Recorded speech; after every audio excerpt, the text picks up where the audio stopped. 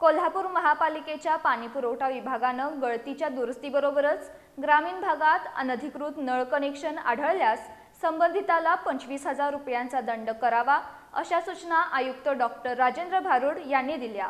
Tawde hotel ते गांधीनगर परिसरातील अनधिकृत अतिक्रमण हटवण्यासाठी सर्व विभागांनी समन्वयानं केलेल्या कारवाईबद्दल त्यांनी आढावा बैठकीत सर्व अधिकाऱ्यांचं कौतुक केलं।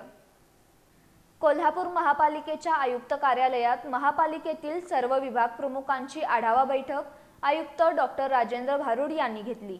यावेळी शहरातील पाणीपुरवठा, कर वसुली, अतिक्रमण निर्मूलन, शिक्षण, उद्यानं तसंच विविध विकास कामांचा सविस्तर आढावा घेण्यात आला। यावेळी अनधिकृत पाणी जोडणाऱ्यांवर कठोर कारवाई करण्याचे निर्देश देण्यात आले।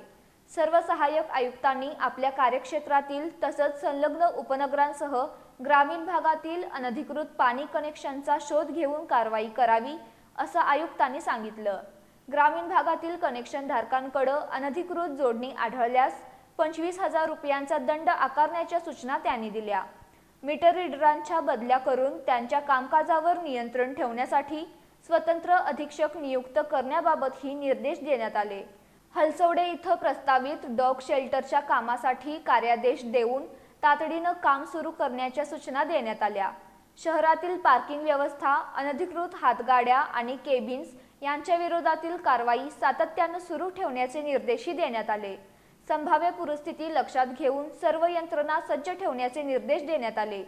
कर वसुलीसह इतर विभागांच्या वसुलीचा आढावा विभागीय कार्यालय स्तरावर दर आठवड्याला घेण्याचे निर्देश देण्यात आले। मटन मार्केटप्रमाणे इतर बाजारपेठातील गाळेधारकांनी एकरकमी थकबाकी भरल्यास त्यांच्याशी मुदतवाढीचे करार करण्याबाबत कार्यवाही करण्यास सांगण्यात आलं।